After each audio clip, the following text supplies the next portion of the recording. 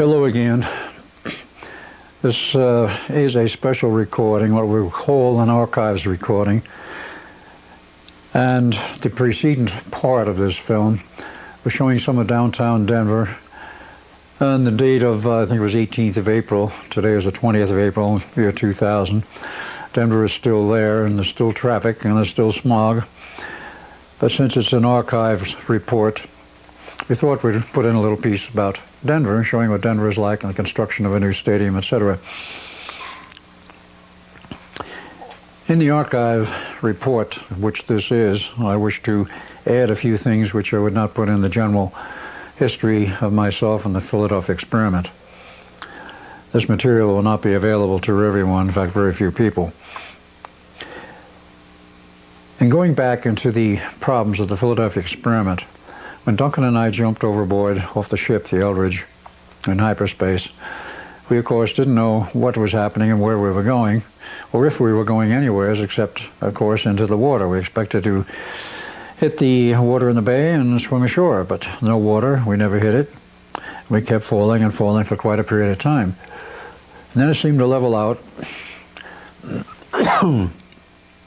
Excuse me. Seemed to level out, and we were, shall I say, flying along? That's not the right term, but it seemed like we were, through cloud banks and other strange phenomena. And this went on for a period of time, and then we blanked out, and we woke up, as we found out, in a hospital, Duncan in one bed and I in another in the same room, and wondering what has happened, where were we, and what was going on. Well, a hospital attendant, an orderly, came in and did the usual measurements of the usual vital signs and so forth. And I said, would you like to watch TV? He said, yes. So we turned on the TV. At this point, we didn't know that anything was wrong or anything was any different than the era we had come from. Except, of course, in 1943, we didn't have large screen color TV. This happened to be a wall-mounted unit, smaller size but color, which was the first discrepancy. We watched the TV. We were actually in that hospital for 4 weeks recovering. We finally asked what we were doing here. They wouldn't tell us how we got there, but they said, you have suffered severe radiation burns. I said, radiation from what? And they sort of demurred on giving us a straight answer. And they said, no, it's not nuclear radiation. As it turns out, we learned much later, of course, there was radiation that you will possibly run into in deep space under certain other conditions, which, of course, is non-nuclear, but nevertheless it's an ionizing form of radiation that can be damaging to the body. So we took about 4 weeks to recover, but in that process, in that time, we watched a lot of television. At that point, I would say after a week of watching TV, I started asking a lot of questions, because it was quite obvious that things were not normal. Normal in the sense of how we knew them in 1943, that the indications were there were very few cities around the country anymore. There was rail travel, there was some car travel, but what was most important is there were no longer any national boundaries. There were boundaries for reference. Like, what states do we have in the U.S.? Well, boundaries referenced were in accordance with the American map as we saw it. But we were told very bluntly that no longer is there a government. Whatever is left of it is under military control.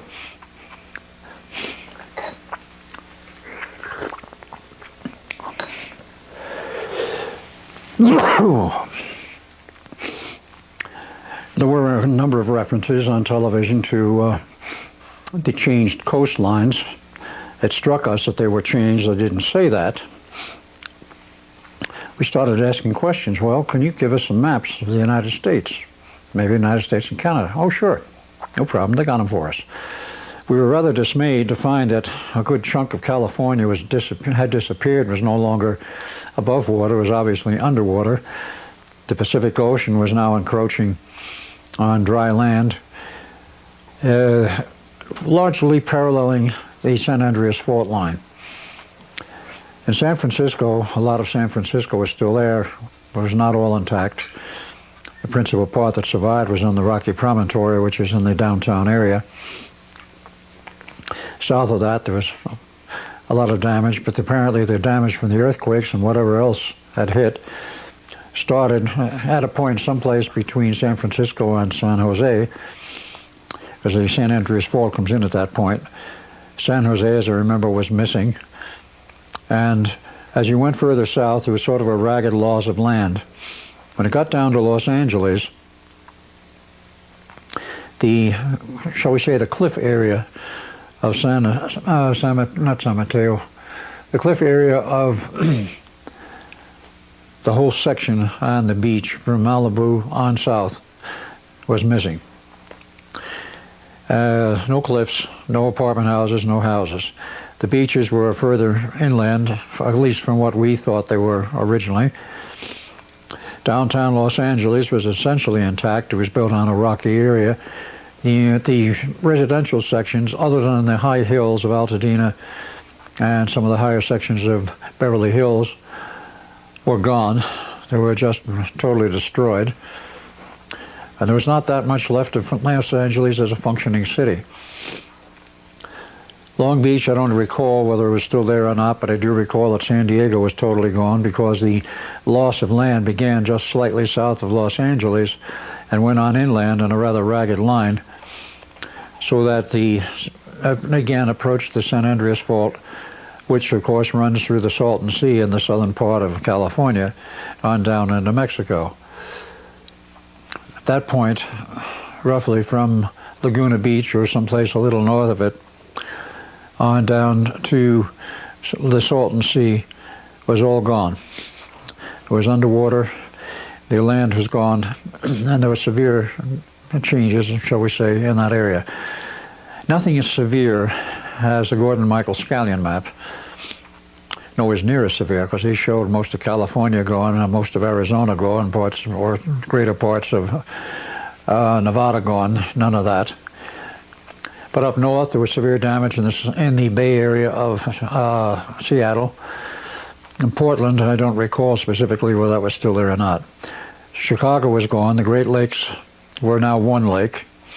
Speaking, of course, of the year in which we finally found out what year we were in, was 2137 AD. And the Mississippi had undergone drastic changes. It had become a very wide waterway and an inland estuary at the narrowest point about 30 miles wide.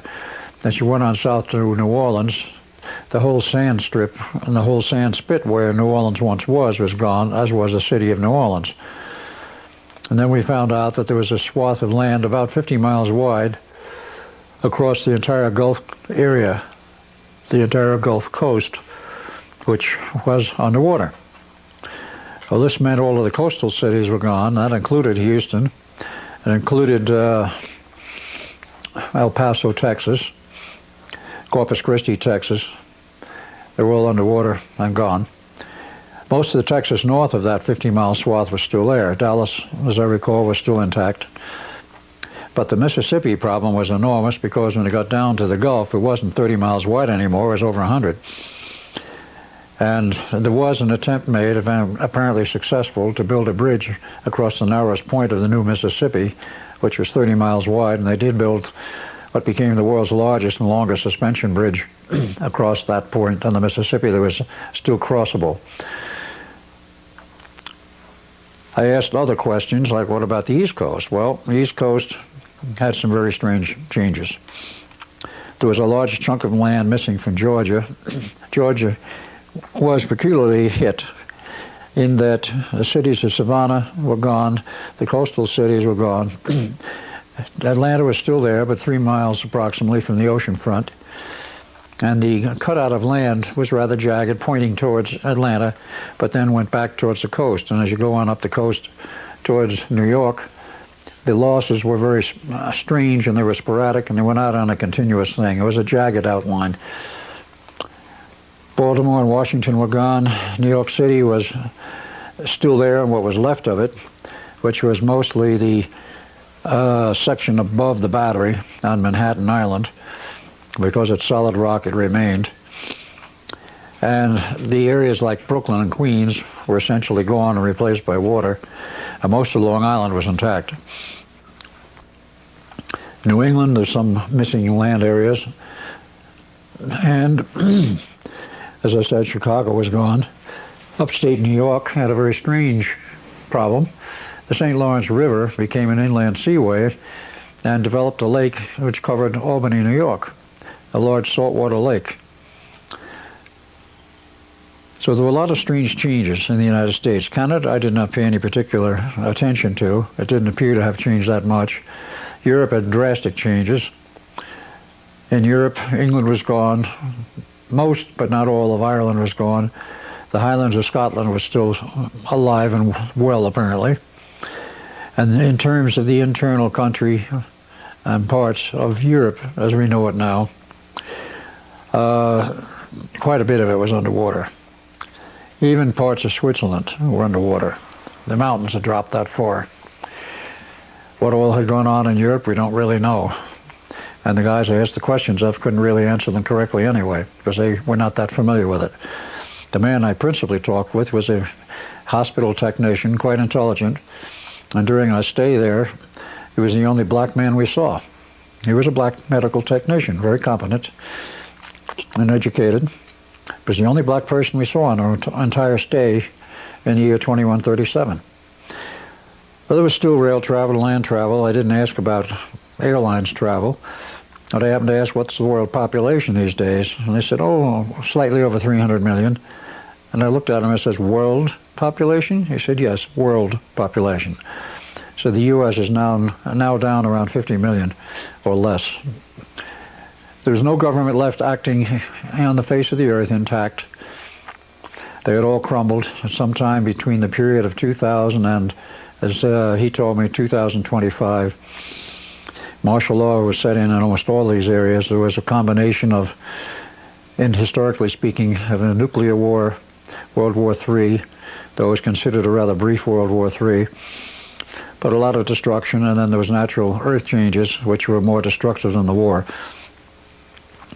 Between all of those, there was a great loss of life, a loss of government, a loss of transportation, and of course with that you have starvation and other problems.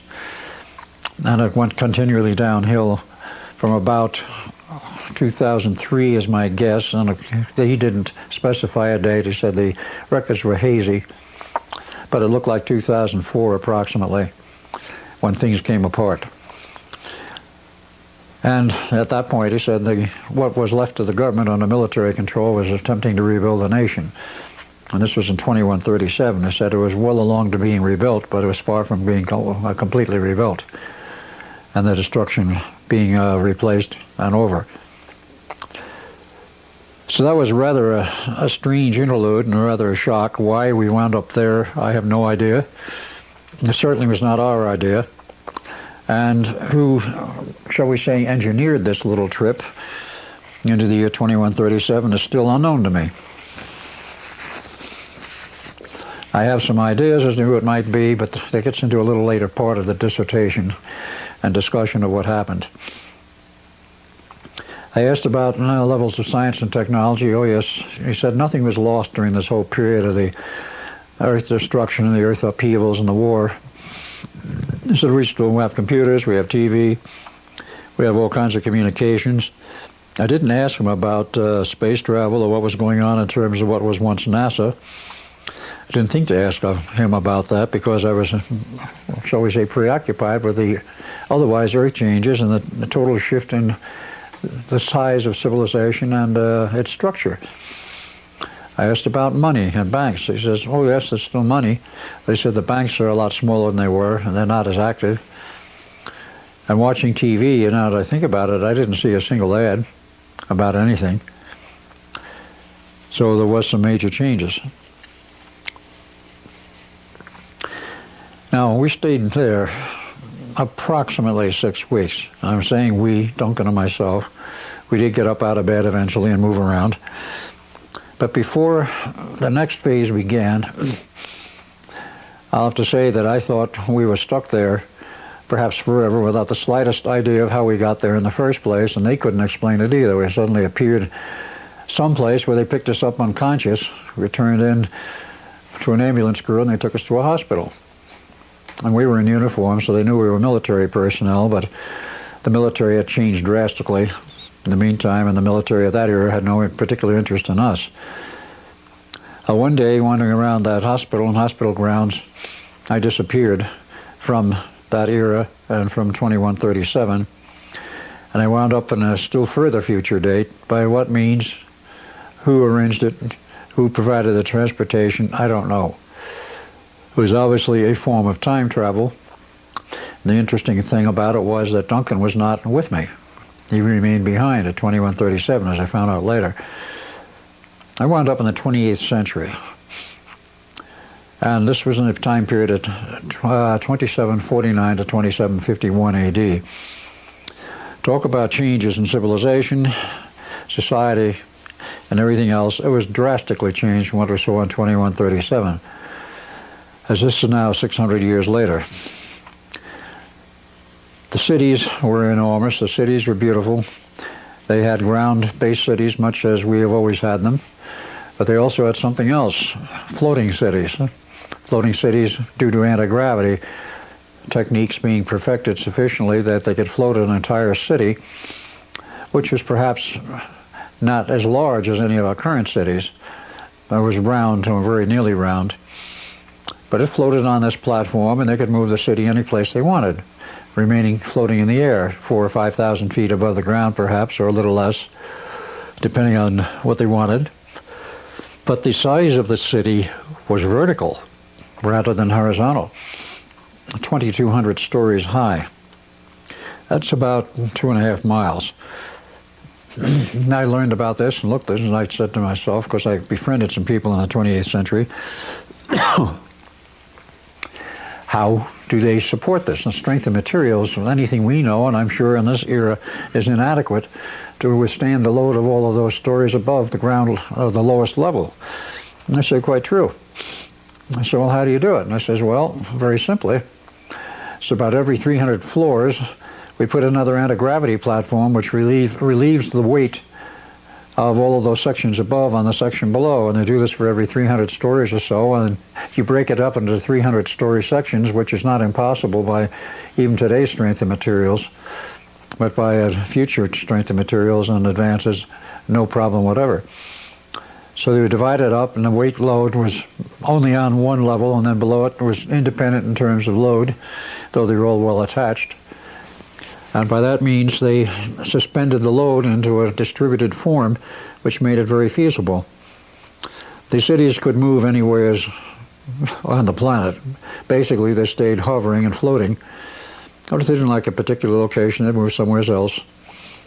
There wasn't that much traffic in moving cities, I can assure you, because the world population in that era, the 28th century, was only 500 million, and I was instructed later that that was where they had held it for centuries. There would be no more than approximately 500 million population. Some of the features of this, let's start from the political standpoint. As I learned, all of these cities, whether they're ground-based cities, of which the majority were, because they had to do manufacturing, they had to have agriculture, and various other things to supply the needs of civilization. But all of them, whether floating or ground-based, were rather interesting in their governmental form. They had essentially no government. There was no government as we know it today. There was no money, there was no banks, there was no political jurisdictions, and it resolved down to what would be best called a city-state structure, where the city is the state, and any other cities from that one are independent and operate in their own independent manner. So that was the major change there. There was no elected government, there was no appointed government. There was no government as we had ever seen it in the past. As I found out, each city was run by an intelligent computer, synthetic intelligence, synthetic consciousness, a highly radioactive crystalline structure. Who built them, I had no idea. Nobody seemed to know, but they've been there for hundreds of years. And this computer ran the entire city. There were guidelines set down, there were laws, law books, but no courts. There were guidelines set down as to how you're to behave, what your parameters were. Within these parameters, anything went. Anything was not considered kosher within this realm, this parameter limit, would be expressed as a yellow zone, a zone that you don't want to go into and you don't want to become involved in that type of behavior. If you got out into that area, you were given an invite for a reprimand to the computer, which there was one in every city, running each city. You would literally be called in for, shall we say, an interview or an audience with the computer, and you would be advised that you had broken the law, but it wasn't considered a felony, it was a misdemeanor. A misdemeanor and such. If you were judged guilty, you were sent off to one of the work camps for whatever purpose they did in the work camps. It would be much like today, I presume, where any kind of labor, menial or otherwise, had to be done was done. And that was compulsory, that was not voluntary. If you were called in because you had gone outside the yellow zone into what is called the red zone, which is basically what you would today call a felony offense, you were immediately called in for an interview. You were examined, looked at, talked to, and if the computer at that point thought that you were rehabilitable, that you could learn again to be sociable and within the social bounds of normalcy, you were given one more chance. If the computer decided that you were not capable of fitting into society, you were terminated right then and there. Now, there were other people who didn't feel like they could fit into the society, but had not yet committed any of the so-called offenses. Literally, they were allowed to leave. If the word was, if you don't like it here, go. Go live somewhere else. Go out in the boonies if you want. Live as a hermit. We don't care. And many did. I do not know what percentage. I was told that quite a lot of people had left the cities and gone out in the boondocks. Whether they formed communities or not, I never did find out. The technology was so advanced on that you had, for transportation within the city, what they called accelerons. Consider it very much like a moving walkway as we have today, except that when you got on it, you could literally jump ahead and move in a form of suspended gravity at a very high rate of speed along this beltway. And when you got to a point where you wanted to get off, you just literally jumped off. And the kids loved to play with this sort of toy. They considered it a toy. And to some extent, they were always getting in the way, but to them it was great fun. As these accelerons went across, even in the sky cities, across open spaces. In the interior of the city structure, there was a fairly large open space. Eventually, I got my turn to talk with the computer. It was part of what was called the llama system. Now, why that name was chosen, I don't know. But it was a fact that every one of those computer installations, though independent, was tied together on a network not known by most of the city dwellers, which included every city on the planet. So that there was cohesion between the computers, cooperation, and generally they kept track of each other. I spent almost 2 years in this very large complex. I traveled around a lot. One of the other things was, yes, there were railroads, but they had changed a lot. They were now for the purpose of excursion, having fun. And go out on one of these excursions, it was a big party. The rail was much wider than our current rail system, perhaps 2 to 2.5 times wider to accommodate a much larger car, much wider. And with that, of course, they had literally rolling dining rooms, rolling ballrooms, and could have a great time and great fun, literally traveling from one city to the other with no other purpose other than having fun and taking a trip somewhere. If you weren't required to work, which no one was required to, other than their social obligation, which was well inculcated into the kids, that you had an obligation to contribute to society, to pay for what you have been using and had inherited, for which no money was involved. A sort of credit system was still functional, but otherwise, except for fairly large credit purchases, if that is the right term, they didn't really keep track of very much. it was considered quite free as long as you were able to make some contributions and nobody overloaded the system with demands. That happened very seldom, that there was an overload of demand for goods or services. So as a result of that, there was very little abuse of the system.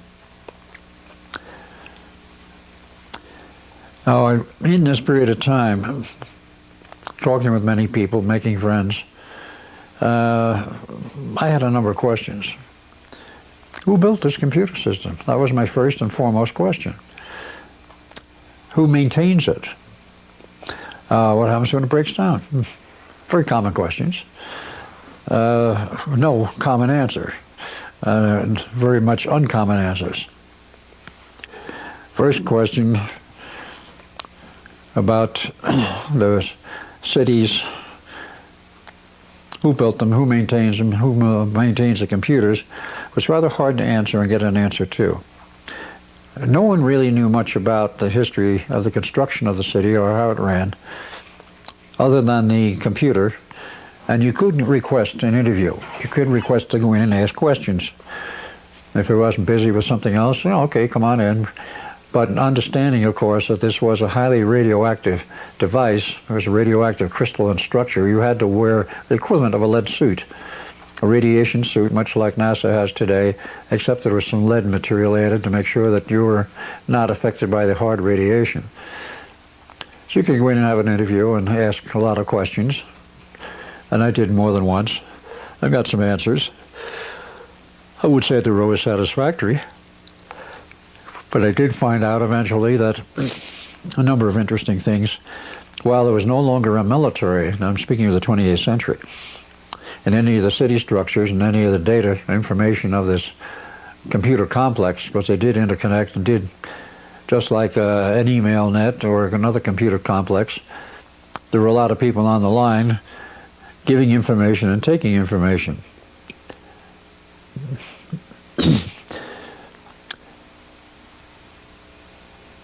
The aspect of how these computers communicated with each other was unknown. But it did make, the one I talked with did make a number of interesting statements over a period of time. They had been around for about 250 years in this format and this system. There was no one to do any maintenance. Apparently there was no maintenance as such. If one of them broke down, it was simply replaced. But I wasn't satisfied with some of these answers. I started looking further, didn't find much for a while. Then all of a sudden I got an invite to come visit with another group, a human group, which I did. And then I found the answers to all of my questions. All of the questions I had in mind, they were able to answer. Number one, who built the computer system? Well, they said they did. And the project was started about 2600 AD, and it was basically an experimental system for the purpose of seeing if they could run an entire civilization by computer, and also provide full socialization, i.e. everything is free, but also in the educational system or process inculcate the idea that people have a moral obligation to do something for the community because the community had supported them, therefore they have to help support others in the community, which did work most of the time. In a smaller community, it works much better than in a larger community. If you get cities of well over 1 million population, it's very difficult to get something like this to work and to be usable on a consistent basis. Well, that was one of the questions I had, and there were a lot of others. I asked about the military aspects. No, there was no more military. Well, how do you defend yourself in case somebody comes along, has a lot of hardware, a lot of munitions, a lot of military clout, and wants to take over a city or the whole planet? How do you prevent this, or do you? Well, the answer was rather complex, but basically it came down to the fact that they had hidden weapon systems in the cities, and not every installation was a city, but they had all of these installations all over. And They were well concealed. They were not described to me as exactly what they were, but they said they were capable of deflecting and defending a city from an invasion from outer space. There was no data given as to whether or not there had been any such attempted takeovers in the past. But at that time, we saw nothing resembling any kind of an attack, any kind of a threat. It was very peaceful. It was perhaps because of that peacefulness that people were basically so happy there. It was, you might say, the end result of a long dream about a pure socialist state. They had it, and it seemed to work. There was only one fault with it that I saw, and this is something which I have discerned since I've been back, after many years. You get a city or a group which is purely socialistic, no money. How do you keep that group together? How do you keep the society together? In that case, you're looking at a situation where it's partly by the will of the people, partly by, shall I say, some kind of internal control, and partly because one could say there's little choice. If you don't want to live in the city, you go out in the boonies. If you don't know how to survive by yourself, you stay in the city. Survival skills were not something that was commonly taught in those days because all the technical problems of breakdown of equipment have long since been solved, and the equipments generally were working and continue to work for about 200 years without much maintenance. The maintenance was required, was definitely directed by the intelligence in the computer.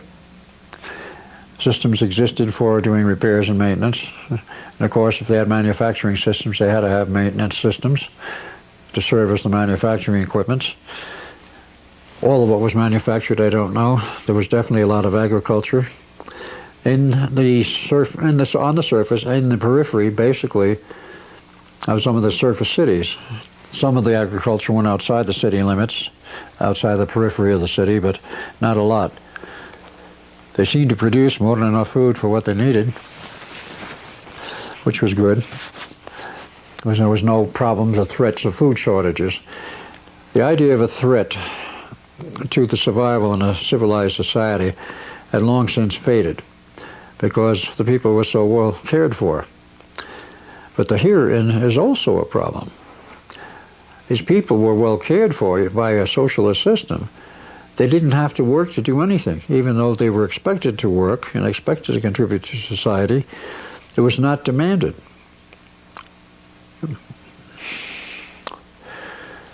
The things I saw in this society and civilization were at first unique to me, and I would say not only without precedent, I had no comparison, no basis from the memories of the 20th century, because at the time of my arrival, my memory of the 20th century was wiped out. All of the comparisons I have done have come since because at this point I'm able to compare what I saw at that time with what I know, of course, of the 20th century. But it was sort of strange in that I didn't know really why I was there. I didn't know that I had any connection with the Philadelphia experiment or anything else in the past. But there I was, wandering around the city as one of the regular inhabitants, occasionally taking trips out of the city, which were a lot of fun, and meeting this group who built the computer system. Now, as they told me, this was an experimental system, a sort of an experiment in social behavior, not necessarily behavior modification, but social behavior to see whether they could build a city and have it be run by a computer after setting down certain parameters of what you do or don't do in a society in which you have a city, or even a smaller community. It was obvious to them, as it was to me, that the experiment was largely working. But my questions in retrospect, meaning from the viewpoint of now, and from what they told me also, yes, it is an experiment, but they do not know if it'll succeed. Because one of the problems which develops when you have pure socialism like that, which is working, in that everything seems to be running smoothly, you have no incentive. No one has an incentive to go out and do something new. Nobody has an incentive which says you must try something like this to make a better living, so to speak. You didn't have to make a living. Everything was provided. You didn't have to get an education. And this, of course, put at that point already a severe restriction on original research because people weren't interested in doing it. So they didn't. And eventually, the society appears, it fell apart. But certainly it was at its peak point, I would say, right around that time, 2900 AD, and probably was for some time after that. But the group that designed and built this system built all of the computer link-ups, and occasionally one would go bad, because I was there just before I left, for one had gone sour and it was removed at a later date, I believe. But I did learn the name of this group of people who were essentially the designers of the whole system, the computer system, the city structures, the city setup. They call themselves the Wingmakers. Now, some of you may have heard of the Wingmakers group. It certainly has turned up on 20th century computers, 20th century runs, and a lot of data has been turned out, hundreds of pages in some of the manuals, describing the discovery of their stash in New Mexico in about 1974, in which the only thing they found, which was out of place for an 8th century AD Indian burial mound, or Indian burial of whatever, the item that was totally out of context was a compass. It resulted in NSA becoming involved with this, descending on the site, sealing it off, and looking to see if possibly what they were looking at was actually an alien type of installation, an alien crash or whatever. They did not ever find any evidence of aliens. In fact, they didn't find enough evidence to support any thesis. So they closed it down, and after an earthquake in about the year 1994 approximately, a wall disappeared due to the earthquake, and they had a tunnel, an artificial looking tunnel, which went to a circular staircase carved right in the rock, which was quite obviously artificial, and 23 rooms off that staircase in a long tunnel, all of which contained relics of some civilization that was advanced, paintings, and in the last room, the 23rd room, was a laser disc, an actual optical disc, much like what we have today, except the coding in it was such that it could not be decoded. Make a long story short, it took a year and a half for one of the experts there in languages, who knew 20 languages, and so ancient Sumerian, and somehow got the clues from the pictures on the walls, 23 rooms, 23 pictures, all paintings and all in good shape. They finally cracked the optical disc, and they who had made the disc and left it there stated very clearly that they had left this stash in 800 AD approximately, 8th century, and there were 6 more like it around the earth, 7 total. The object was for man to dig these up when he got to the point where technically he could do it and understand what was there and learn their concerns about civilization. Well, one has been found. That was in New Mexico. There are 6 more. There are rumors that a second one has been found. But of course, the first one was totally under the control of NSA, National Security Agency. Underneath the basic organization was another one called ACIO, Advanced Contact Intelligence Organization. They are the ones who apparently pull all of the rare and exotic research involving finds which might look like aliens, but proved in this case not to be. It was a time travel operation. And that is the group which is set aside to do it, and there's a special group within ACIO known as the Wingmakers Group, which was working on this project and keeping it very, very secret. They identified the group that was as having come from the 28th century, originating in the 28th century. They called themselves the Wingmakers, which is what I remember, and they were interactive with this time period also, that is the 20th century into the 21st century. They did not give me any indication at the time when I was in the 20th century that they were interactive with the 20th century, but I got the distinct impression that I had not seen the last of them from the various things they said. I have not seen them since, I might add, not in any physical sense, unless it was by accident, because there was no communication, and it might have been an instance where I saw some of their people, 3 of them, in a men's health club on one Sunday afternoon in Atlanta about 2 years ago. No communication with anyone, not even communicating between themselves. The group was telepathic. And whether it was them or not, I don't know, but I have a suspicion. They were too genetically perfect to have been of this time and this era, so they could have been.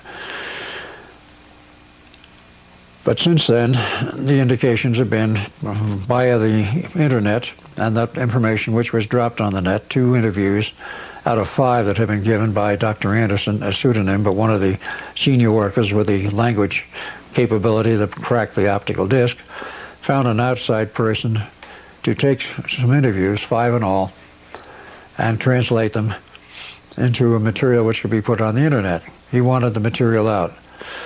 Well, 2 got out, and some other material, and that was the last I've ever seen or heard of either Ann or Dr. Anderson. There's no answer at this point as to whether or not those 2 people are still alive or dead, what's happened to them, and the other 3 interviews have never appeared on the internet. There's enough that has appeared to make a very substantial story and a very substantial indications that these guys were not flakes. The section on philosophy alone is enough to really stir one. And the pictures are very, very strange. According to those who found them, on the walls, they were still in very good condition and repairs. This is from the 8th century to the 20th century, which is 1,200 years. And there was very little deterioration, and for that matter, there was very little dust in the rooms. But they found some means to protect them further. I mean, the CIA does have some rather advanced technologies available to them, and NSA. And they made some further attempt to preserve the paintings. What they did, I don't know. But what is interesting is that the other stashes have yet to turn up. And they insisted from this one optical disc that there were 6 more, and when the time was right, they'd all be found. They were very concerned about the survival of humanity throughout this very critical period of history, meaning the 20th century into the 21st century. Now, in retrospect, looking back at them and the things they said, and what I now remember, they were not convinced, in my view, that the socialist experiment was a success. It was a success to a very certain degree in terms of the local time period and the local era, and perhaps in terms of what problems had developed prior to their starting this experiment, i.e. the collapse of, or near collapse of civilization and trying to rebuild in the period after 2137, 22nd century, up through the 26th. I had no indication of the history in that period as to what transpired. Nothing was discussed with me. I got the impression that it was not exactly in very good shape. There may have been other problems that developed in the interim, but by that time of the 26th century, they got a handle on synthetic intelligence, and they decided to go ahead and rebuild civilization using what they called the Lama system, the system of intelligence, created in a crystalline form, consciously aware, and having certain other abilities which would normally be classed as metaphysical. These computers were able to do things which perhaps some of our best gurus would have trouble doing. Manipulation of matter, manipulation of time by these computers. So they were not unintelligent. They were very intelligent. But they had no ethics or morality as we understand them and as we use them. So my question to myself, or perhaps to anyone else, is, are these guys looking now, perhaps, for another solution? Obviously, we learned in this century that if there is no competitive spirit, if there is no desire to succeed, if there is no pressure on an individual to learn, to do something constructive, to succeed, to help build some little corner, a brick or two in our civilization, without that pressure, people don't do anything. And if you suddenly wind up in a situation where all of your needs and wants are granted for free, and you don't have to go out and work for them, you don't have to do something to go get them, you don't have to cut down trees, go out and skin animals for their furs to survive, but suddenly everything is handed to you on a silver platter. Yeah, at first it seems great and will work for a while, but after a period of time it's going to fall apart. And I think they were at the point where they were beginning to realize that this was going to happen. Now, from that point, after nearly 2 years, I was told I had to go back. And I says, go back where? What for? He says, well, you came out of the past and there are certain problems back there that were unresolved and you have to go back and solve them. I don't know what you're talking about. I didn't at that point remember my involvement at the Philadelphia experiment. That was brainwash number one, if you will. And the Lama, the local one, kept insisting, you must go back. I said, I don't want to. He says, you will go back. And I did. But before I left, during that 2-year period, I met somebody who became a very close companion. He happened to be a tour guide, because there were a lot of tours in those days, and tour guides, of course, were necessary to take people around and show them the sights and show them some of the old cities. New York City was a museum, if you will, as were some other of the old cities from the 20th century, those that survived. And they made very nice museums out of them. New York was sort of the model to show how people lived in the 20th century. A great deal of it, I did go on that tour, a great deal of it was still intact, most of Manhattan, not all of it. Brooklyn and Queens were essentially destroyed, and they didn't make any attempt to rebuild it because the destruction was too heavy. But the concrete and steel of New York, of Manhattan, and some of the other buildings adjacent to Manhattan survived, and what little damage there was repaired, and they made a very nice museum of it. You could go through it and tour it, see the underground subway systems. I don't think they were as I remember, they were not operational, but everything was there. Made a very interesting review of history from the standpoint of those of the 28th century. What we take for granted today, of course, they didn't. And at that point, I did not have my memory of the 20th century, but as time went on, it came back after I left the 28th century. They said I had to go back, so I was sent back. And of course, this raises the question, were they the ones who brought me up there in the first place? I certainly didn't have any hardware handy to do it. I certainly had no desire to go to the 28th century. I knew nothing about it. So I went back to 2137, and Duncan was there, and I was imbued with the idea we had to go back. I had no idea how we were going to go back, and I wasn't even sure at that point where. But we did go back. We were sent back to 1983.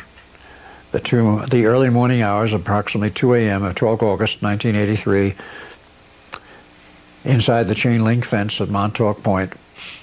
And this searchlight came down from a large helicopter, and MPs of quite a number came out and grabbed us and took us to the building, where when we boarded an elevator, went down below, and then of course met Dr. John von Neumann. At the point of our return, however, that is to 1983, a great deal of the memory of the other elements came back. At this point, I'm still not sure how much of it came back, but quite a bit of it did. And when we were returned to the Eldridge by the crew and the system at Montauk, nearly the time tunnel, and we're back in the Eldridge, and it was back in the harbor, and we wound up in I wound up in the 4-day Board of Inquiry. Duncan jumped overboard and went back to the later part of that century, the 20th century. But after giving my report, of course, I was not believed. In retrospect, I can understand why I was not believed. Because who in the year 1983 is going to believe a story about 1943 is going to believe a story about 1983, much less about further on in the future than that? It would be hard enough to understand 1983. It's only 40 years, but enormous changes took place, far more than would ever have been normally expected. And let us say the mental projection of what comes on after 1943. Nobody expected such rapid development of aircraft, of automobiles, of highways, of freeway systems, of electronics, of computers. Of course, in 1983, computers were not in the form, to any extent, of personal computers, as is today the case in the year 2000. But nevertheless, computers existed, and they were proliferating in every way, in every respect. But then to add a story about 2137, I'm sure that was a little bit too much. They thought I was a little bit ill and had gotten some radiation sickness. Nobody said that because I gave a very coherent report, but I'm sure they might well have been thinking it. Duncan was not there to back me up, unfortunately, and he went on back to the year 1983, late 82, early 83, we're not sure. I say I'm not sure because those records we didn't dig out until after the Montauk project collapsed. And it was in the 90s, 95, 96, we were able to find out what happened to Duncan. The rest of the story of Duncan we were able to finally piece together was rather bizarre in its own way. When Duncan and I were sent back to the Elders to destroy the equipment, which we did, and the fields were collapsing, it took over 2 minutes for them to totally collapse, and we found the 2 sailors buried in the steel of a deck and the steel of a bulkhead for the other 2. And I went over to talk with Brother Jim, who was crying and dying, and did die.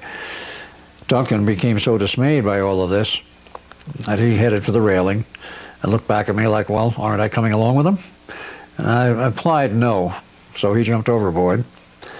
And as we found out later, he wound up back at Montauk, not at the same point in time, 12 August 83, but considerably earlier, and became part of the project and did a lot of work for them.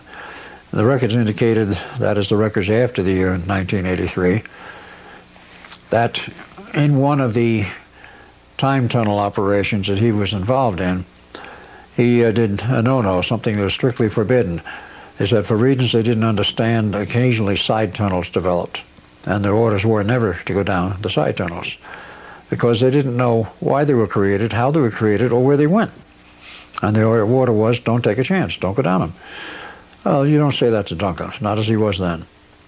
So he did go down one of the side tunnels and wound up in the hands of aliens.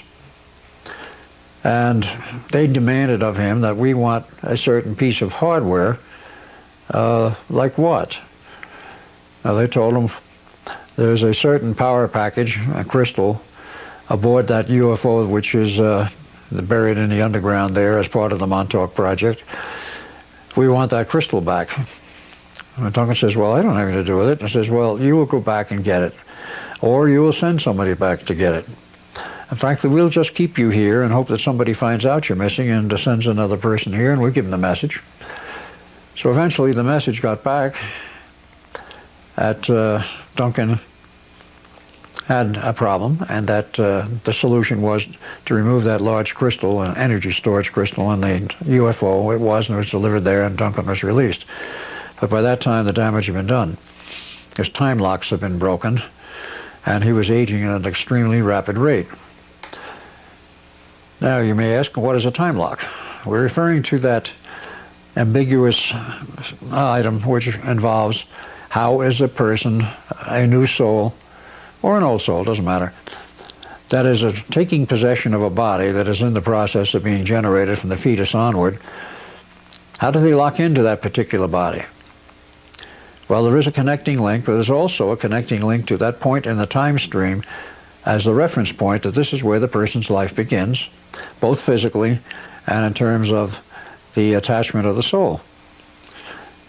When the body's gone and the soul is free, they can travel up and down the time stream if they want to, and take a body at some other time frame than the next slot, so to speak, after they died.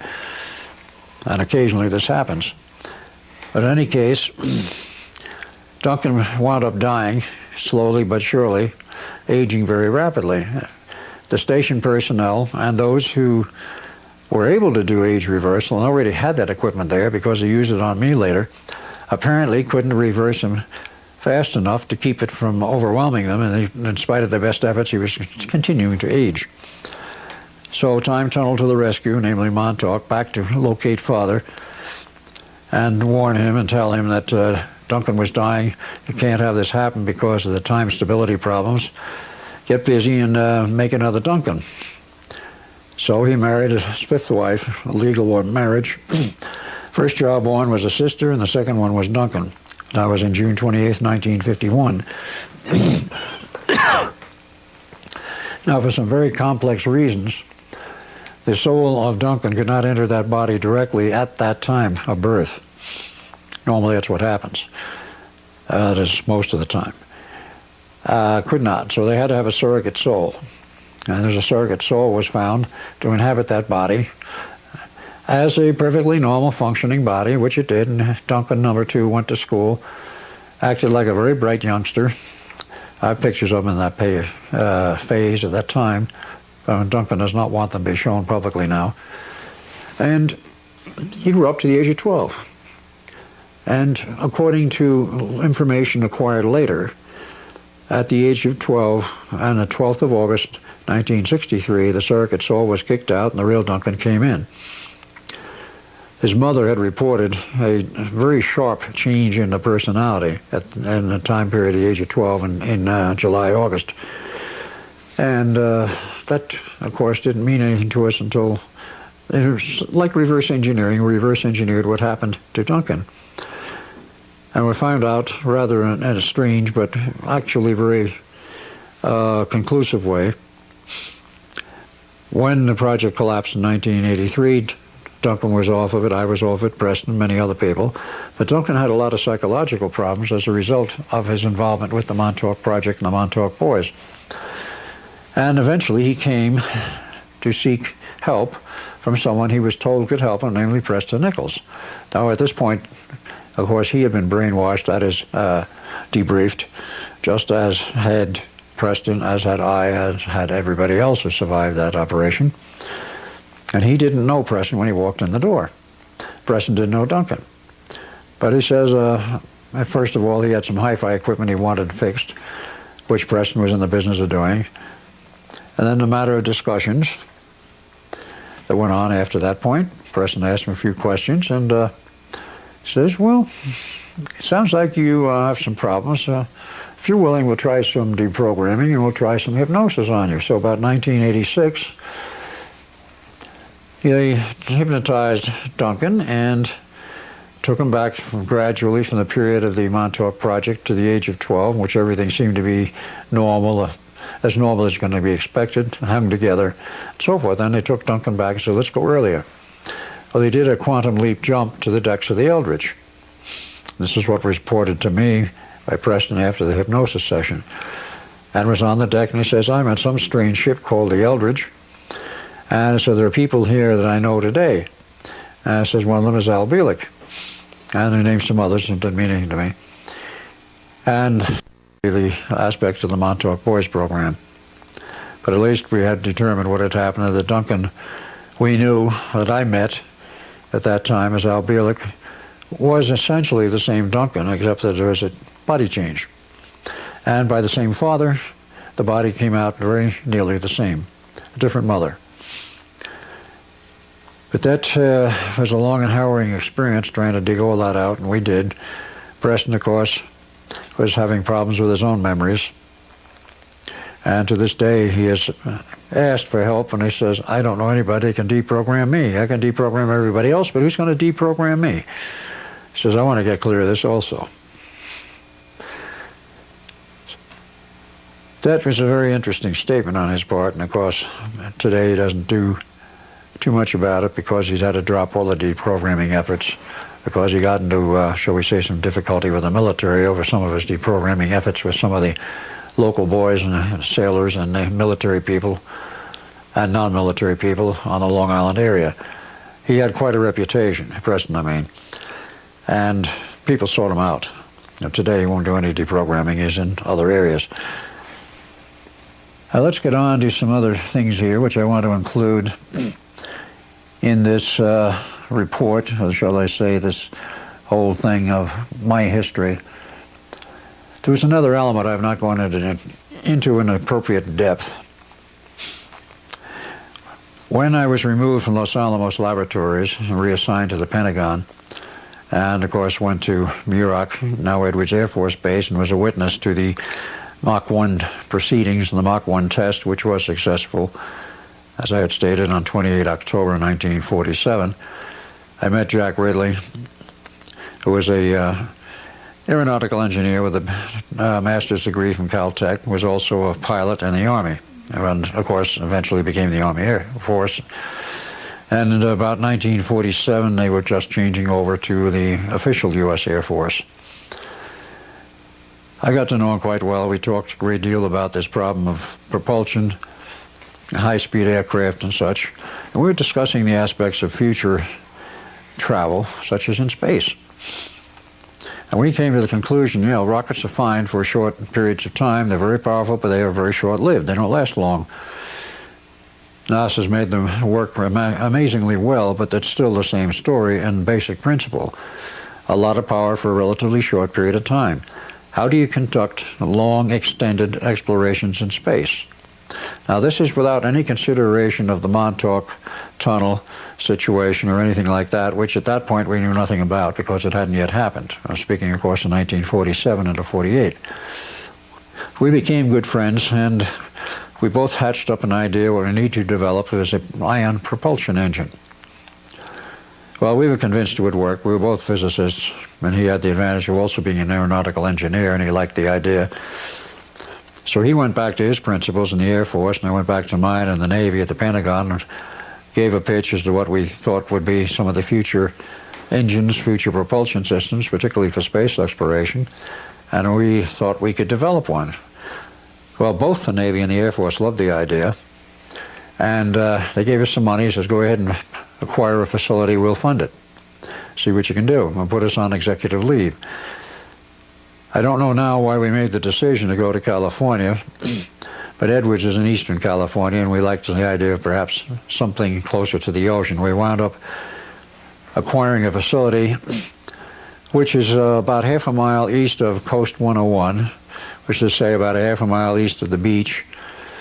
And it was up in an area which was, at that time, extremely open. One of the roads that led up into the canyon country, Topanga Canyon specifically. And this beach road was where we built the facility. We started operations about 49, without going into the history of the failures, of which there were many. And we had a small staff. It was all paid for by the military. By 1952, it looks like we were getting somewhere, and in January 1953, we had the first fully successful test. We had an engine on the test stand which produced 1,200 pounds thrust for 20 minutes, and our goal was 1,000 pounds thrust for 10 minutes. Well, we exceeded it. I decided we're going to let the engine run all day to see if it would. It didn't. One of the ion feeds broke down after 20 minutes. We had to shut it down. Even though it was a very highly classified project, the word got around through the industry, the aircraft industry, of course. And Douglas of Long Beach was ecstatic. They wanted to work with us. I don't know what they had in mind, but they did definitely like what we had done and wanted to work with us. Martin Aircraft on the East Coast, which was a well-known aircraft company at that time, and it still exists, though has merged with Lockheed, were, shall we say, rather gruff. No comment.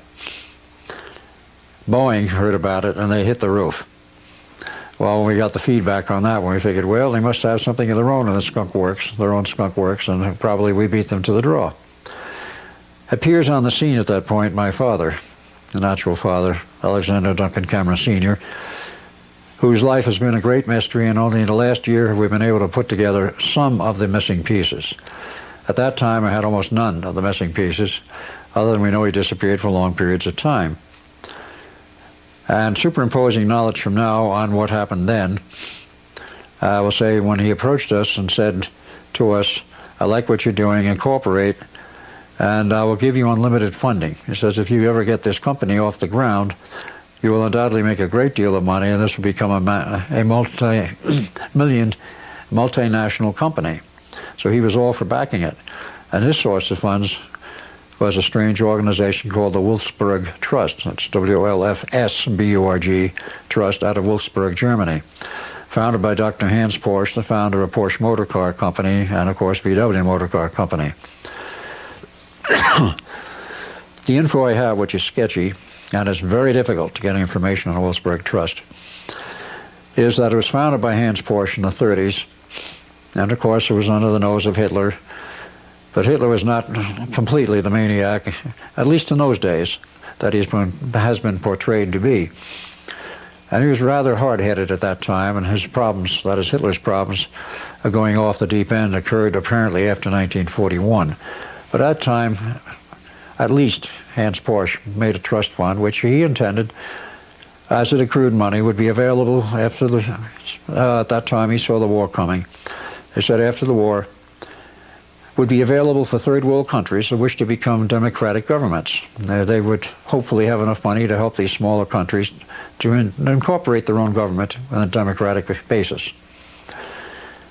At the time the father walked in that office, I didn't know how much money he had or where it came from, but since then I found out that the Wolfsburg Trust at its peak, which was around that period, had something over $3 trillion in trust. Trillion, not billion. They definitely had the clout to help a few nations become independent. Well, Father said he would put up all the money, we'd incorporate. We did incorporate. Between January and March, we had the papers in the mill, and I filed for patents. I don't know if they were ever issued or not, or where they went because of what happened only 2 months later. In March of 1953, on one of the business trips when Jack was out of town, taking care of business and such. I don't know whether it was company business or Navy business. He said he had to go out of town on business. Air Force business. But he was out of town, and during that time of period, when sitting in the office one day, a team of black ops personnel descend on me, 7 of them.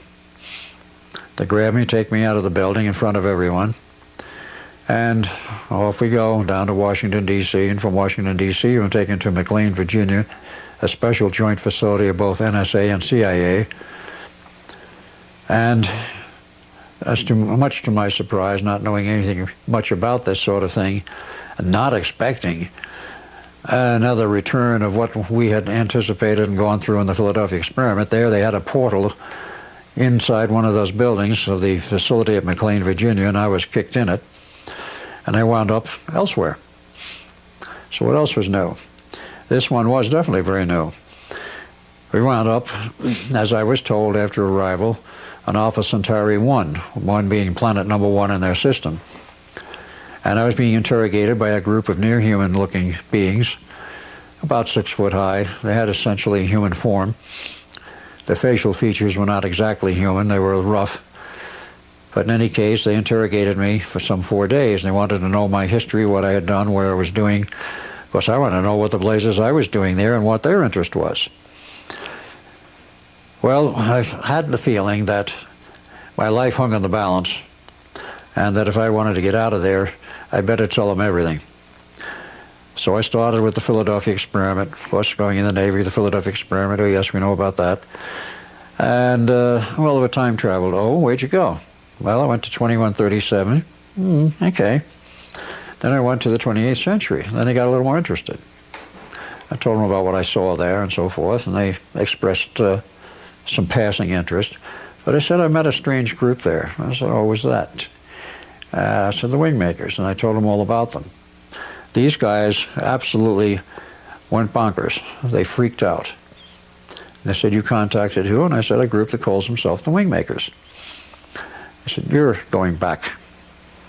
And they did something which I have learned since rarely ever happens. I was shipped back to the point of origin, namely that CIA NSA facility at Fort McLean, Virginia. From there, I was sent back to the Pentagon. And the next thing I asked was, when am I going to go back to California? Nobody would give me an answer.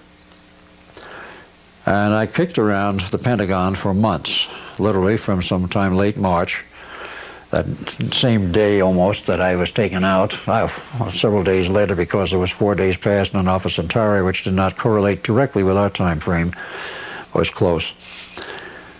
And I had nothing to do, no job to perform, report in daily, as I was expected to do. I had a living quarters, could not see the family, was not allowed to. The last time I saw them was in 1952 when I snuck a visit to the family, finding out where they were at that time, out of California. So this went on for months, and I kept asking questions. Well, when am I going to be able to go back and do some work?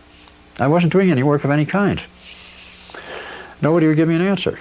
I finally went up to the Joint Chiefs of Staff and asked them, particularly the Navy, Don't know. We don't know what's going on. Can't give you an answer. Go away type of attitude. Not that rough a statement, but that kind of attitude. Like they wished I wasn't asking the questions, because you don't get that gruff with somebody at the rank I had, which was then captain in the U.S. Navy. But they wouldn't give me an answer. Neither would they give me any bad treatment, neither did they give me any answers. And I stood there and I walked around there and worked a little bit now and then. Finally went to the chairman of the Joint Chiefs and asked him what's going on and so forth. And he says, frankly, he says, I can't tell you. He says, I don't know. I says, well, I'd like to get back in the mainstream of the Navy. I'm a career man. I would like to finish my term. I would like to do what I'm expected to do, what I'm capable of doing. And he looked at me almost tearfully and says, I'm sorry, there's nothing I can do. And I'll not forget those words, quote, it is out of our hands, unquote. Now, this is the Joint Chiefs of Staff. And finally, the chairman of the Joint Chiefs saying it is out of his hands. If it's out of his hands, whose hands was it in? Certainly not the President of the United States under a military matter like this, who was probably totally unaware of the projects that have been ongoing. So where did it go? Well, it obviously went back to where I had just returned from, Alpha Centauri. Before I left, I should say before I was removed from the operation in our little facility on the beach, a group had started nosing around like they were interested in taking over our operation. And that is a group called the Cristaldi Research Group. I'll give a little info on that very briefly. But I remembered the name because at that point they were poking around after Father had also made his pitch and asking questions. And as I left, or was about to leave the Alpha Centauri group, I happened to ask them, oh, do you know anything about the Cristaldi Research Group? Oh yeah, we run them. And that stuck in my craw for quite a while. It provided some answers and an analysis of what did finally happen to that company. Jack Ridley was removed in 1954.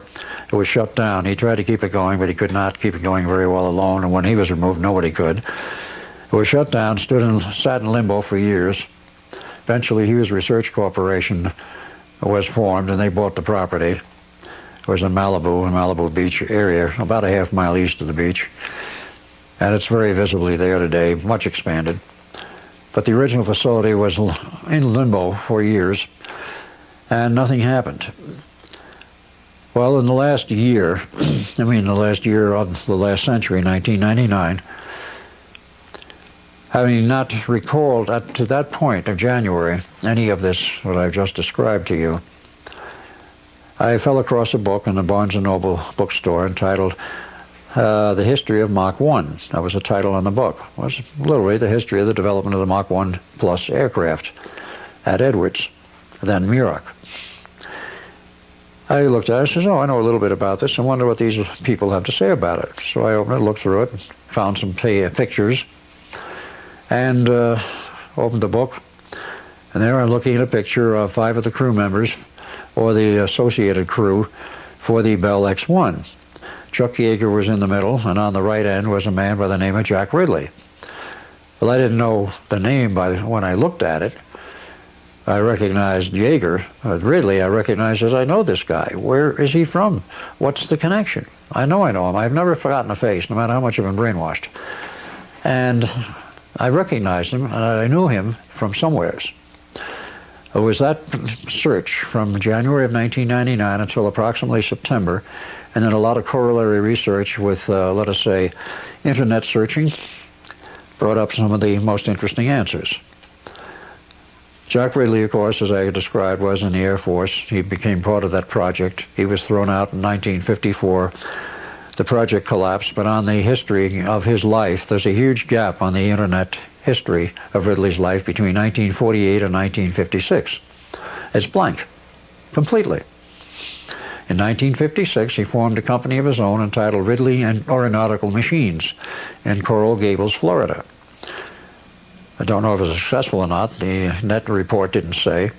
But in 1957, he flew to Japan to have a reunion, the 10th year reunion of the group from Mach 1 project. He crashed his plane. The public record says that he died in that crash. Of course, they had a big memorial thing for him, and the tower at Edwards Air Force Base today is called Jack Ridley Tower as a result of that. But I have other information that says he didn't die in that crash, that he lived on. He survived the crash and was brought back to health slowly, but eventually died about 7 years later at Edwards. And I'm not even sure if that's a true report, but that was what I was told. And the other information, I guess, again confidential, from very confidential sources, said that yes, he did die in '54, but then the time travel crews went back and pulled him out before he died. So here we get again into the area of not merely time manipulation, but altering history. Pulled him out, probably gave him a brainwashing, because I've not met him since, and put him back to work under his own name. Rumors were that he was back up in Marietta, Georgia, at the Martin Marietta, which later became the Martin Lockheed Company, that he had been there. I could find no trace of him going through the entire, shall we say, Department of Personnel, all their records. Did they find a Jack Ridley? No. Nobody with that name here. We haven't run anybody by that name here, and so forth. He may have been there under a pseudonym, I don't know, but I've never found him. But the facts are that JRC Enterprises is alive and well. It is still, in some manner, functional. It is carried as a wholly owned subsidiary of the Cristaldi Research Group.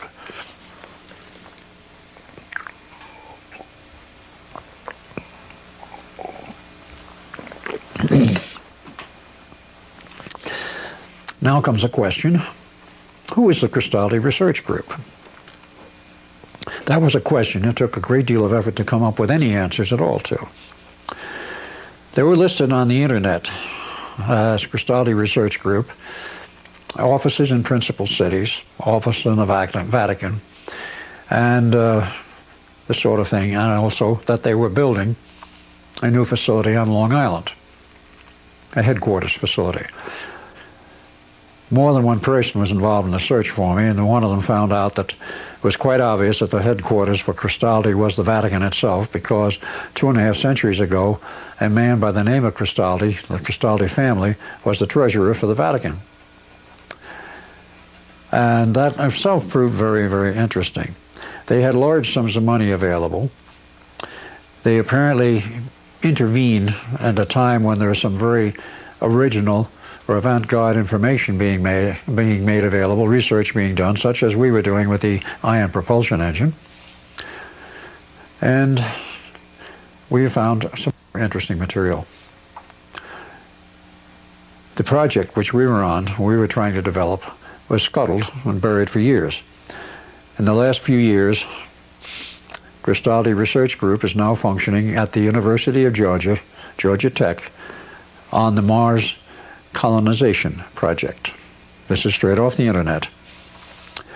And what this project entails is the developing of an elevator system from the surface of Mars to an orbiting stationary vehicle which has supplies on board, transferring personnel, transferring objects, hardware, tools, whatever. And they would use an elevator, according to the plan, consisting of a carbon filament type structure, very strong, and an ion propulsion engine to run the elevator from the surface back up to the top and to control its descent. And of course, Cristaldi is involved with this. So the project apparently has been resurrected. I have not yet been able to dig in there sufficiently to find out what I can find out, if anything, but I do intend to do so. Of course, several other ion propulsion engine projects have turned up in the meantime. There's a Kaufman engine, there are several others. I think NASA's gotten into it. There were rumors that Hughes themselves got into it back in the 60s and developed an ion propulsion engine for use aboard a B-52, perhaps to replace the, if sufficiently strong or enough propulsion, to replace the jet engines. That way, they could not do that. They found that out. And one of the limitations of a propulsion engine of that type, ion propulsion, is about 2,000 pounds thrust under the theories which were then current. And I came up with a conclusion at that time that the math was incomplete and was not correct. Obviously not totally wrong, because we made an engine work, but that as you increase the power up to a point like about 2,000 pounds thrust, the mathematics has an inbuilt error function which will not allow you to get past about 2,000 pounds thrust.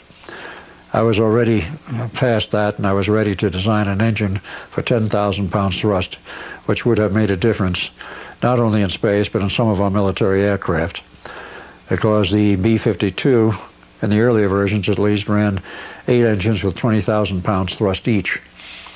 Currently, I believe they run about 30,000 pounds with water injection and a few other booster systems for takeoff power. B-52 is still being flown with 8 engines at 30,000 pounds thrust. That's a lot of thrust. And of course, we have the C-130, or the C-5A is the particular one I mean to refer to, using much larger jet engines today, and of course it's a very, very heavy craft. I don't know if that could ever be converted to ion propulsion engine, because it's not intended to go to space anyway. But the project died. It may be currently resurrected, but I've yet to find any definitive information about it. I did find enough to know that my recollection, JRC Enterprises, was quite correct. It's on the internet. Anybody can find it if they know where to look. You have to look for it on the Cristaldi Research Group, but it won't give you much of the history of what JRC Enterprises did, if any at all. A strange thing happens, a history of those developments and those activities which the establishment does not want on record for the general public, has a way of disappearing.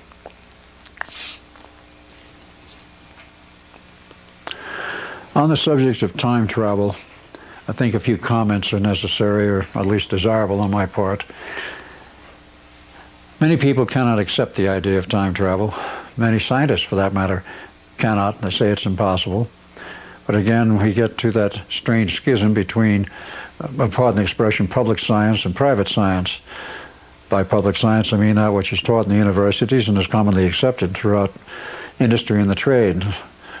The private science being that which is restricted to only a few, to certain government agencies, to certain major private corporations that help build some of this hardware in secret. And there is a large gap, a large schism there, of today, I think, an average of 50 years. In reality, science and technology is about 50 years ahead of what is reported and taught in the usual school systems, and even the best school systems. With the idea that, as I have found, time travel is a reality, it actually was first accidentally discovered in 1936. It goes back to a Navy expedition involving a brand new USS Kearsarge, digging around in the South Pacific, north of the shores, the South Atlantic, north of the shores of South America, perhaps on the fringe of the so-called Bermuda Triangle. They found a large crystalline structure on the floor of the ocean, sent divers down to examine it. The next thing they knew, the Eldridge, sorry, it was too bad the Eldridge wasn't able to do it this way, the Kearsarge disappeared. About 2 months later, it came back with a very strange explanation, that it had time traveled into the future, and those people in the future realized what had happened, knew about the Atlantean installations, and showed them how to calibrate their system, because these crystals were activated by a combination of electronic, or actually RF and magnetic energies of a certain combination, certain frequencies, and so forth. They were key to turn this thing on. And they knew that the Atlanteans had built these ages ago, when Atlantis was an empire that was traveling all over the world, moving heavy hardware everywhere, and they used it for transport of large and very heavy cargoes from point A to point B almost instantaneously. Didn't have to expend any fuel on it. It was a very quick and easy and very inexpensive transportation for very heavy loads. It was also usable, as the Kearsarge found out, for time travel. They were told how they could calibrate the system, and by the end of 2 years of research, they figured out a system to utilize this system of crystals, which apparently are on the ocean floor all over the U.S., all over the world, around the U.S. and around any other oceanic, ocean-surrounded or ocean-adjacent nation. So they found out that they could use this system for time travel. I don't know if they ever attempted to use it for just plain point-to-point travel. That I'm not aware of, but the stories I ran into and the information I had, which partly came out of the Los Alamos Laboratories Black Vault, as did so much other things, was they found out how to calibrate it. They were able to use the Kearsarge and later a number of other ships similarly outfitted with the appropriate equipment for time travel into the future. And this allegedly, according to my information, became essential to the winning of World War II against Nazi Germany. We had to pull some hardware out of the future, modify a few things, and even if you look at the end of the war, wherein we dropped a plutonium bomb as well as a standard uranium gun barrel type bomb on Japan. The one in Hiroshima was a uranium gun barrel bomb, and the one in Nagasaki, by public statement, was a plutonium bomb. One has to ask some very serious questions. Since in the record of the development of the atomic bomb, the test at Trinity Flats was stated in the manuals and the declassified information to be a plutonium bomb, and that it took all of the production of plutonium out of Hanford Engineering Works for over a year to produce enough plutonium of bomb grade that they could use to test a bomb. They were so concerned about whether it would work or not because they implied previous failures, which was true. They put a very heavy steel shell around the bomb in case it fails, that they wouldn't lose the plutonium, they could salvage it. Of course, it did happen that that particular device exploded quite well, left a nice glassy plating on the desert floor, and was seen for many, many miles. But that took all of the plutonium that we had produced up to that time. How did we, within 1 month, get enough plutonium to build a bomb and drop it on Nagasaki? That has never been answered. And I think the answer lies in the fact that we had time travel capability and took some of the plutonium production out of the future, where in the 80s and 90s and 70s even, we were able to produce it in rather large amounts, relatively speaking. The Russians, over 40 years, in one of their secret cities, have built up a stock of 40 tons of bomb-grade plutonium they don't know what to do with. And they're still producing it. So it's not that difficult to produce once you have the proper facilities. Other than that one specific instance, I'm told there were other instances of time travel being used to produce hardware in the future, that is our era, let us say the 80s, to be used during the period of World War II. The bottom line was we militarily defeated Hitler and the Axis powers and Japan, and the world settled back to an uneasy peace. This is a, shall we say, a small inference, a small indicator of manipulating history. In this case, ongoing history, to make it come out the way we wanted it to come out, assuming all my data is correct. What about modifying history in the past to change the outcome in what is now our time, was of course the future of, let's say, the period of the Civil War? What about doing something like that? Could it be done? And if it was, or could be done and was done, would we even know about it? Well, the answer to the last question is no. We would not know about it, because if you rewrote history by changing certain events in history, then the whole time field alters that portions of history after the event to correlate with what has been changed, so that it is a unified, connected, and cohesive whole, so to speak. And if you keep modifying history here, there, and everywhere, eventually you got into severe trouble, wherein the time field is at risk of collapse. I think, my own personal opinion I'm stating, I think this happened in the 94-95 period, because I was seeing evidence that time was getting very unstable. And there were some reports of some very strange effects at atomic clocks, which normally are accurate in one part and 10 to the 23rd or something of that order on the newest ones, one time 10 to the 14th or 15th on the older ones, was suddenly changing time by the matter of minutes in a matter of 2 weeks. Complete and total instability, if you will, in terms of the type of clock it was. These reports persisted, and I cannot say they're not true, and I cannot say they are true, because I don't have any direct inputs to those government circles wherein that information would be available. But information has a funny way of surfacing and a funny way of getting around through certain connected links of information and information specialists. But that was one I definitely heard.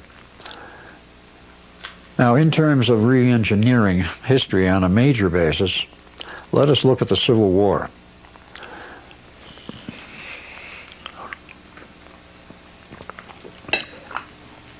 That is our American Civil War, 1861, 1865.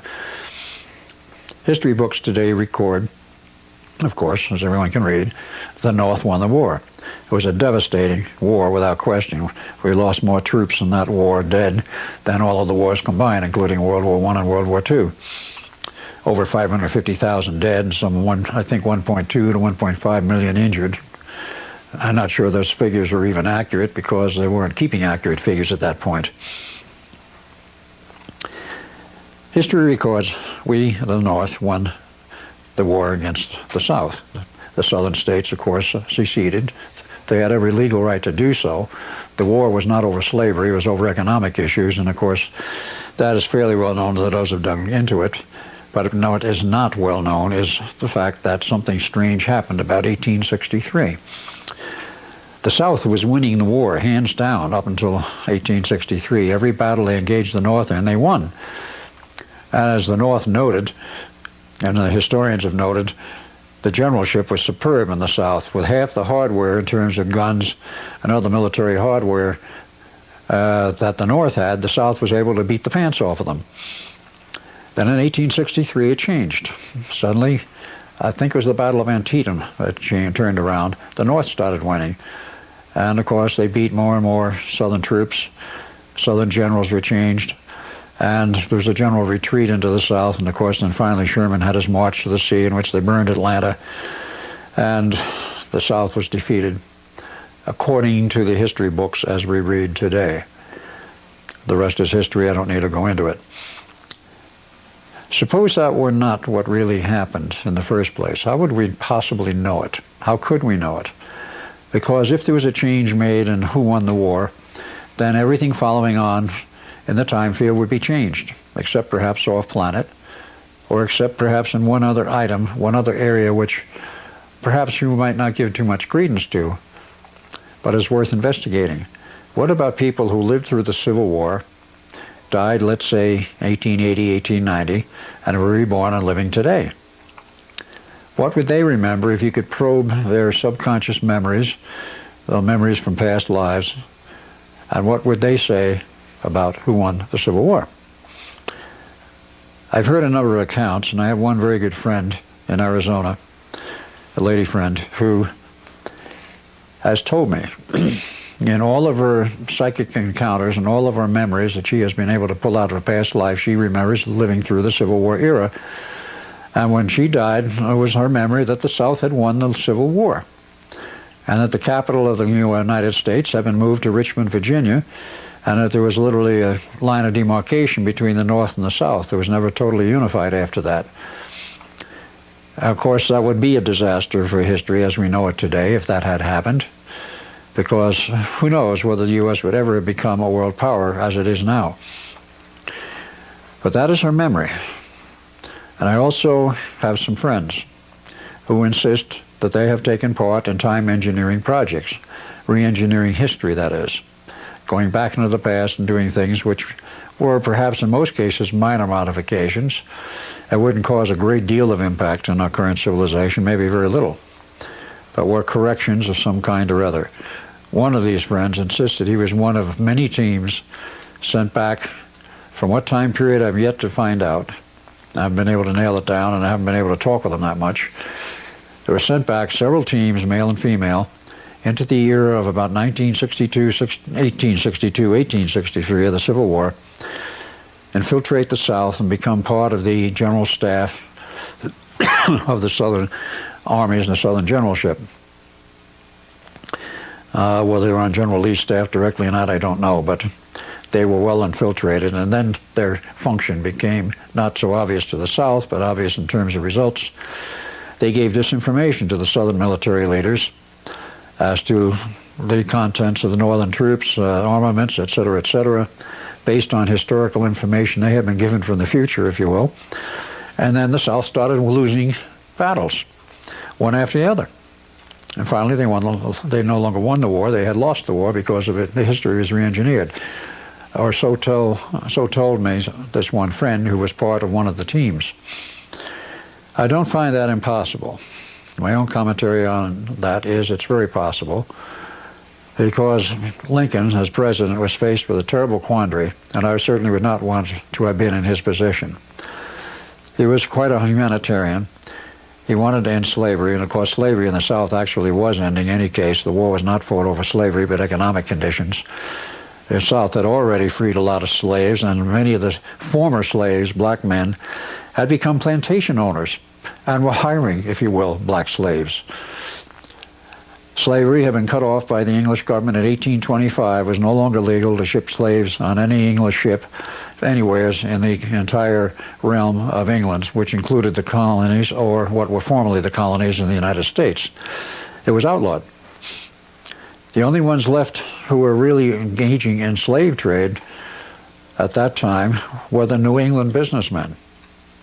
Now, that sounds like a strange comment, but that is historically correct, to the best of my knowledge. And they were engaging in it and keeping this going because it was an extremely lucrative business. A lot of money was made on it. But nevertheless, it was a failing institution before the war started. The South was disengaging from slavery. The North, long since had, in practical aspects. But the war, of course, was still fought, and of course, one or the other one of them, the history records now, the North won it. I will leave it at that because it has made the United States a very strong world power, and I certainly would not wanted to have made some of the choices which Lincoln did. He instituted the first draft.